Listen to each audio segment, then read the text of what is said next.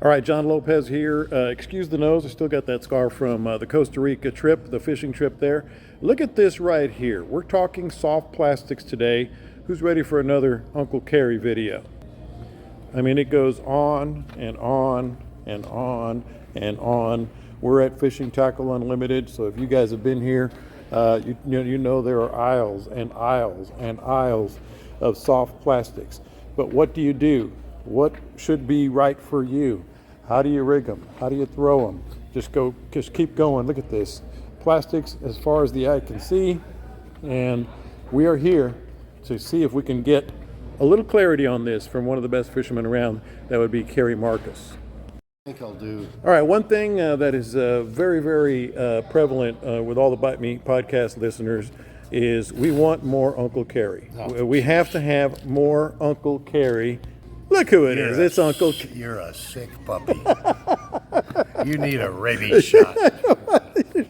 Everybody who doesn't want more Uncle Cary? Yeah, you don't. Oh, and my girlfriend. And your girlfriend. Yeah. All right. So last time, Cary, we were all about the top waters, and it was really, really informative. You want to open a real can of worms, almost literally, almost literally. Let's get to the plastics, and it's one of those things that's it's not even really worth talking too much about the colors. We talk about that on the podcast, but just the evolution of these baits has been incredible, and it's overwhelming for a lot of fishermen. I'm sure you see the look on their faces when they. And I just showed the all the aisles here. How many different brands of plastics? There are 23 brands, and there might be 24. I started running out of fingers and stuff. Imagine that, I from just where it now started. walked up and down the aisles. And no, yeah, there's another one. Yeah. Oh my God, here's another one. Yeah. And some of them are little bitty tiny companies, and some of them are like this. They have 3 different sizes of only one bait. Yeah. And they got 4 other baits. Yeah. So it's nuts. What's difficult is when I get somebody who's brand new, Yes. and they have nothing, Yes. and they're just overwhelmed. Please buy this dark one. Here's a real bright light colored one, and here's one that sort of looks like a fish. Please don't get confused about all these other ones yet. Yes. You can do that to yourself. you later can on. be more selective as you move along, and you get your own habit. And we're going to get to that. And yet, I've got a friend who I've fished with a bunch of times. When he fishes conventional, we do some fly fishing, but Yeah. when he fishes conventional, he fishes glow chartreuse and absolutely nothing else. And he There's catches a lot of fish people like that. because he fishes it confidently. Yeah, and we talk about confidence on the podcast. We talk about colors a little bit on the podcast. I want to talk to you about the evolution because it is so overwhelming. Where it started, let's start there, and then we'll go down this road. The very first soft plastics that we fished on the Texas coast, and I guess additionally in Florida and other markets as well, it dates back to the very early 60s. Which is remarkable. I thought it was 70s, to be honest. No, I'm frankly old enough to remember them. They were the tail end and the front end of odd-colored bass worms. Okay. And Cream Company in Tyler, Texas were the first people to do it. Mm-hmm. And they would cut this much, literally, it was that long, off of the front end of a worm and this much off the back end of a worm. It's crazy. Thread them on a jig hook, 1/4 ounce, 1/8 ounce, just like we have today. Mm-hmm. And back then they didn't have these little barbs and twisties Yeah, and stuff to keep it on. And so there was a little tiny O-ring if they stretched over the head and plopped it down right behind the lead part of the jig. I barely remember that. And that's how they were held on the hook, and they didn't work very well. Yeah. That's the best we had back then. And that's where it started. Yeah. And it's come full circle all these many years later. Mm-hmm. One of the best-selling lures is a Little John, which looks like that. Like those early lures. It is bigger, but it has absolutely no wiggle in at all when you reel it. Yeah. And those early worms, the early Same soft way. plastics, same way. They had no action whatsoever, and the fish just gobbled them up. Yeah. And people have rediscovered that in these Little Johns, and now there are a couple of other things that imitate the Little John. Yeah. And all of them are in imitation of what happened in 1960 something. Yeah. Yeah. And And so then you get into the 70s. Now, our normal and our regular lures nowadays, it has to do with the tails more than anything else. Again, like you said, forget about the color for now. Yeah. I sort of kind of tried to pick everything Yeah. purple and chartreuse tail just because that's a big seller. Yeah. And it might be easier to see, but some of them I was sold out of that color. Yeah. So I wanted to show all the various tails. Here's just a plain end of the tail. There's nothing happening there. Yeah. Usually that's done on a rather soft bait that it has some wiggle to it because it's a rather soft bait. Then there's, I don't know if you can see it, a ball tail. Yeah, the ball tail is very popular right now. Very popular right now from two different companies. K-Wig. Kelly Wiggler and also, well, several of them have it. Yeah. But it's got a very tiny, little tight little wiggle. Yeah. And then there's the standard paddle tail that wiggles. And on this thing, you just cast it out and reel it in. You can twitch the rod if you want to. Yeah. But there's no real need to it. It wiggles fine just by itself. Yeah. And then there's wider and smaller versions of just a big fat paddle tail. Yeah. And these flop like crazy when you jerk them. These work pretty well under a cork. Now you're talking my language. There we go. Because fishing a cork, you've only got a short leader. It forces you pop the cork and it jumps way up in the water column and then really drops wiggles down. on the way down. And they wiggle like crazy. Yeah. And then there's some light paddle tails. I maybe should have done it this way. Yeah. Go that and then paddle tails. And then there's some paddle tails. You can see how wide that is and how skinny the neck is. Yeah. They flop like nuts. Yeah. Flop like crazy. And that's great for, say, murky water, Yeah. like we have up here on this end of the coast Yeah. much of the time. It sets up a vibration. And some people will put a spinnerbait. Sometimes choppy Spinner water. blade ahead of this. Yeah, choppy water or that chocolate brown that we have to fish in part-time up here. Yeah. And then there are variations. Here's a wedge tail. It's just a different shape of this, of just a standard wiggle tail. Does the same thing, but if you're a fan of it, you're a fan of it. I mean, Yeah. and all of these things. Confidence. It's all about confidence. Exactly. And And just to show, here's one company with 3 sizes of the same bait. They're exactly the same bait, but 3 Yeah. different sizes. Yeah. And most of these companies have something like that inside their right. lineup. Right. And then there are shrimp. The old school, these date back That's to the what 60s as that's well. what I learned on right there. And these came a little bit after the bass worms that were chopped in pieces to put on Yeah. hooks. They're called touts or shrimp tails. And it looks like the tail end of a shrimp. Yeah. And I'm sure that's what the fish think You know what they are the when you they know what bite the them. name of my boat is, don't you? Shrimp tail? Highly touted. Because I got my first boat in the early '80s, and I had a bunch of touts. So my boat Why not call it is that? it's still the highly touted. I'm on my 5th one, I think. And so this is the shrimp, Then there are and that's the gold standard, almost Yeah. literally. And there are 3 or 4 companies. This is DOA. There are 3 or 4 other companies that make shrimp already loaded up with a hook and a little bit of weight. Yeah. And And these you can fish under a cork, or you can just fish it plain and just Yeah. sort of gently twitch it. A couple of companies make oddball shrimp. This is shrimp with twisters all over the place. just more action, Yeah. more wiggle in the legs More and wiggle. such. More wiggle. And then, of course, there's soft plastics that look just like a mullet Yeah. in various sizes. These go on up to tarpon sizes. Sure. Great little big things. And then Then, I'm not going to do this. Well, we yet. can go I'm to gonna some do- of these. These Yeah. are kind of unusual ones. This one's fairly new and is a big seller because they have rattles built into it, Yeah. and they're rather subtle. But they but are you can there. hear it. And people that believe in rattles, they fish these with huge confidence and catch a lot of fish. And then the big eyes. A couple of sizes. And then you got stuff with eyes on it. For those people that believe in the eyes, they're going to fish that with confidence. Yeah. Then there are twister tails. You can see the curlicue thing. Yeah. This, again, is something you don't have to do a damn thing. Put a jig head in it, cast it out, and reel it back. Yeah. You don't have to learn to do any twitching. Right. It wiggles enough just to get the fish. Kind of super oddball, this little bitty tiny thing with double twister tails. Yeah.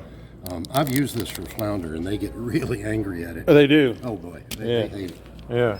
And then one of my favorites, just because it's so much fun to play with, Z-Man is a certain type of plastic. You cannot put it in the same box that you have all these others in, because they will melt each other. Okay. The Z-Man has to go in its own box. Yeah. Here's what happens. Here's a regular bait.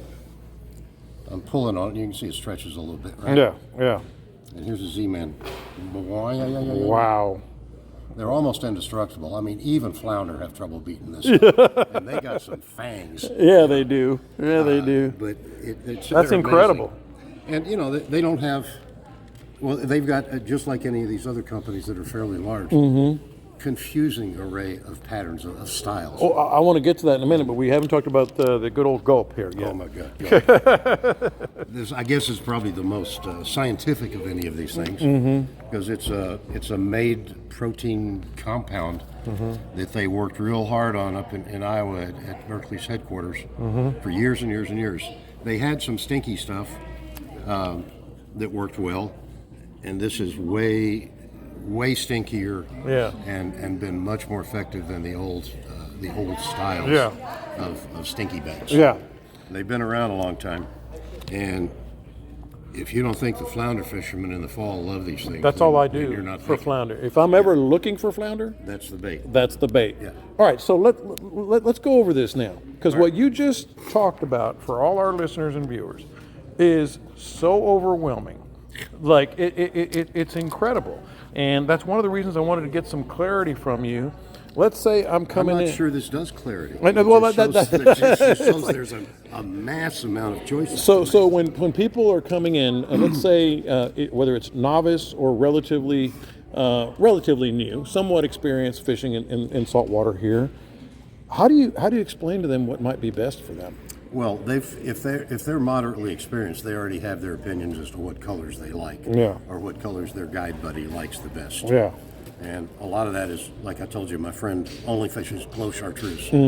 Well, he doesn't have any patience for any other colors. And that's it. He doesn't want to be bothered. Yeah. So that's an approach. It's a perfectly good approach. You just listen to somebody else that you think knows what the heck they're talking about. This gentleman fishes a lot. I know him. And I would listen to him. You know.